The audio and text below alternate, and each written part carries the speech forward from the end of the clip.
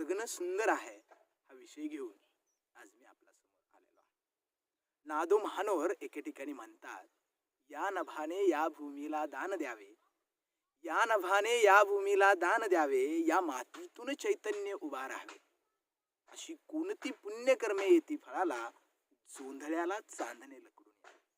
प्रत्यक्षात जोंधळ्याला चांदणं जरी लकडून नाही आलं तर आपल्या जीवनाच्या जोंधळ्याला चांदणं मात्र निश्चित लकडून यावं शकतं. त्यासाठी फक्त आपल्याला कळलं पाहिजे हे जगणं सुंदर आहे, हे जगणं आपल्याला सुंदर बनवता आलं पाहिजे. लाकडाचा धूर डोळ्यात जातो म्हणून कुणी चूल पेटवायचं थांबत नसतं. लाकडाचा धूर डोळ्यात जातो म्हणून कोणतीही गृहिणी चूल पेटवायची थांबत नसते. आणि म्हणून जीवनात कितीही संकट आली, कितीही दरी निर्माण झाली तरी ती दरी पार करून गेल्यानंतर जे आपणाला मिळणार असतं ना ते खूप सुंदर असतं. आणि म्हणून जगणं सुंदर असतं, हे फक्त आपणाला सुंदर बनवता आलं पाहिजे. विद्यार्थी मित्रांनो, जीवनामध्ये आल्यानंतर प्रत्येक माणूस हा जगतच असतो.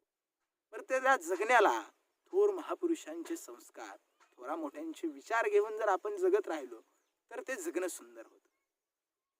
बाबा आमटे आपणा सर्वांना माहित आहे, आनंदवनाचा आनंद यात्री हजारो कुष्ठरोग्यांची सेवा करत करत त्यांच्या सेवेमध्येच आपलं सुख म्हणणारे बाबा त्या ठिकाणी आपण पाहिले.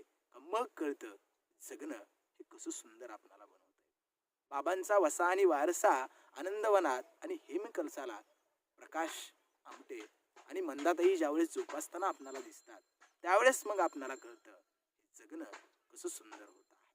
अनाथांची माय सिंधुताई ज्यावेळेस आपल्या समोर आदर्श बनून येतात ना त्यावेळेस कळतं आपल्याला हे जगणं कशा पद्धतीनं सुंदर करता आलं आणि कशा पद्धतीनं सुंदर होत आहे. आणि म्हणून अनाथांच्या उशी दीप लावून झोपताना हे फक्त न म्हणता त्याची विचारातून, त्याची आचारातून ज्यावेळेस कृती होईल ना त्यावेळेस हे जगणं जे आहे ते जगणं सुंदर होत जाईल. या जन्मावर या जगण्यावर शतदा प्रेम करावे. मात्र हे प्रेम जे आहे ना ते प्रेम सुद्धा एक सात्विक असलं पाहिजे, ते प्रेम सुद्धा निरागस असलं पाहिजे. आणि मग हे प्रेमाची परिभाषा ज्यावेळेस आपण करायला लागतो त्यावेळेस फक्त एका विकारानं, एका पूर्वग्रहानं या गोष्टीकडे आपण न पाहता ह्या जगण्यातलं प्रेम जे आहे ते जगण्यातलं प्रेम आपल्याला त्या ठिकाणी समजता आलं पाहिजे. मग प्रेम असतं दवासारखं पानापानात साचणारं असं म्हटलं जातं. प्रेम असतं नौकेसारखं लाटावरतीच नाचणारं. प्रेम असतं इंद्रधनुष्यासारखं आभाळ भरून रंगणारं. प्रेम असतं फुलपाखरासारखं सुगंधित होऊन उडणारं. प्रेम असतं रुक्मिणीसारखं ऐश्वर्यात माखणारं. प्रेम असतं मीरेसारखं आणि प्रेम असतं गुलाबासारखं मायेनं ममतेनं आपलंसं करणारं. प्रेम हे बहीण भावाचं नातं हे हृदयात ठेवणारं असतं. आणि मग ही प्रेमाची उपाधी ज्यावेळेस आपणाला समजेल त्यावेळेस जगणं सुंदर होईल. मात्र आजच्या या आधुनिक जगामध्ये, आधुनिक जीवनामध्ये आणि या धकाधकीच्या जीवनामध्ये या दोन अक्षराला, अडीच अक्षराला एका वेगळ्या विशिष्ट भूमिकेतून आपण पाहायला लागलो आणि मग सगळंच त्या ठिकाणी संपून गेलं. छत्रपती शंभूराजे आणि कवी कलश यांच्यामध्ये असणारा मैत्रीचा प्रेमाचा धागा जर आपण अनुभवता आला, जर तो संस्कार आपल्याला घेता आला तर ते प्रेम खऱ्या अर्थानं प्रेम असतं मीरेसारखं, प्रेम असतं कृष्णासारखं असं म्हटलं जातं. मात्र हे सात्विक भावभक्तीचं प्रेम ज्यावेळेस आपल्याला समजेल तर जीवन आपल्याला सुंदर बनवता येईल, तर जगणं आपल्याला सुंदर बनवता येईल. सावळ्या विठुरायाच्या भेटीच्या ओढीनं या ठिकाणी पंढरपूरला आपल्या येणारा प्रत्येक भाविकगण आणि त्याचं असणारं भक्तिमय प्रेम, त्याचं असणारं सखुबाईचं तल्लीन होऊन जाणारं प्रेम, मीरेचं प्रेम, जनाबाईचं प्रेम, ही भावभक्तीचं प्रेम ज्यावेळेस आपल्याला समजेल तर ते अडीच अक्षर जे आहेत ते अडीच अक्षर पवित्र होऊन जातील. त्या दृष्टीनं आपल्याला जगणं, आपलं जीवन हे जीवन आपल्याला सुंदर बनवतं. आमच्या वक्तृत्व स्पर्धेतील एक मैत्रीण एका ठिकाणी खूप छान उदाहरणातून सांगून जाते की जोपर्यंत आपल्याला एखाद्या व्यक्तीचं अंतःकरण कळेल ना तर जीवन सुंदर बनेल.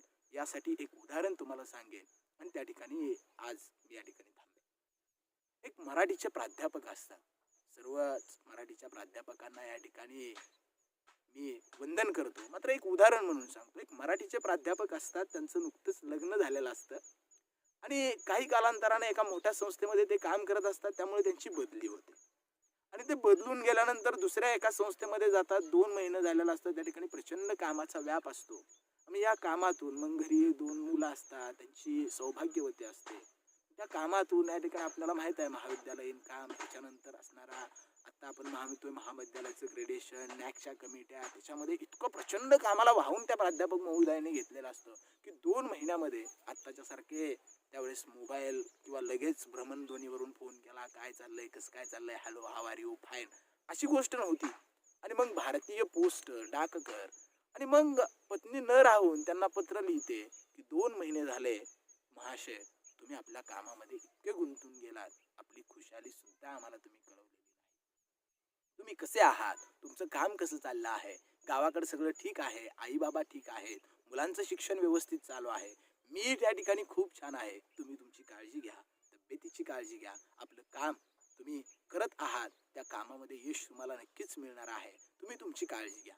पोस्टानं पत्र येतं, प्राध्यापक महोदय ते पत्र वाचतात आणि मग सौभाग्यवतीचं पत्र आहे म्हटल्यानंतर त्या पत्राला पाठीमागं उत्तर लिहितात, पोस्टामध्ये पत्र टाकतात. 4-5 दिवस जातात, पोस्टमन सौभाग्यवतींच्या घरी येतो, तुमचं पत्र आलंय म्हणतो.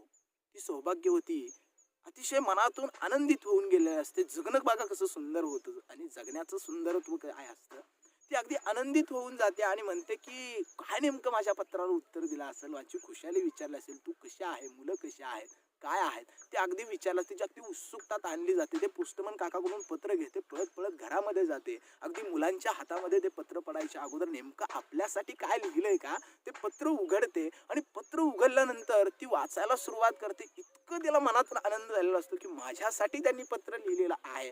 ती पत्र उघडते आणि पत्र वाचायला सुरुवात करते. त्यावेळेस लिहिलेलं असतं, तुझं पत्र मिळालं, वाचून खूप आनंद झाला, मात्र पत्रामध्ये व्याकरणिक दृष्ट्या 20 चुका झालेल्या आहेत, तेवढ्या चुका दुरुस्त करून पाठव, मी त्या दुरुस्त झाल्यात का नाही पाहिजे.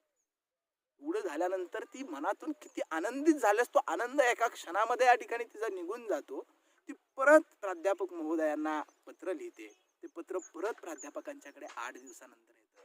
यांना वाटतं माझी बायको किती आज्ञाधारी आहे, मी सांगितलं व्याकरणाच्या चुका दुरुस्त करून परत पत्र पाठव, तिने तेच पत्र मला पाठवलेलं आहे. पोस्टमन काकाकडून पत्र येतं, ते पत्र घेऊन खोलीमध्ये जातात आणि पत्र वाचायला सुरुवात.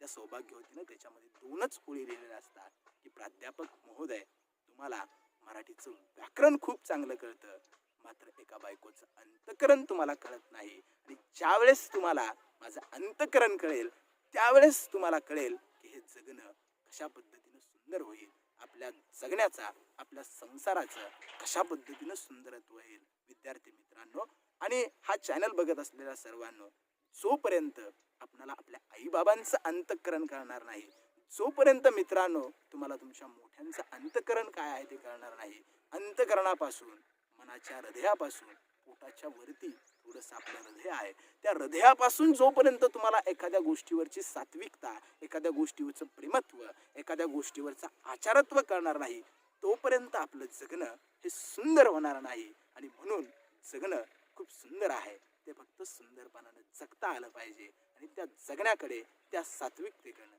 त्या प्रेमत्वानं पाहता आलं पाहिजे, तर खऱ्या अर्थानं मित्रांनो जगणं सुंदर होईल. दत्ता हलसगीकरांच्या 4 ओळीनं मी या ठिकाणी शेवट करेन की ज्यांची बाग फुलून आली त्यांनी 2 फुलं द्यावी, ज्यांचे सूर जुळून आले त्यांनी 2 सूर द्यावेत, आभाळागत ज्यांची उंची त्यांनी थोडंसं खाली यावं, मातीत ज्यांचे जन्म मिळाले त्याला थोडंसं उचलून घ्यावं आणि हे ज्यावेळेस मातीत मिळालेल्या जन्मांसाठी आपण जगू त्यावेळेस खऱ्या अर्थानं आपलं जगणं सुंदर होईल.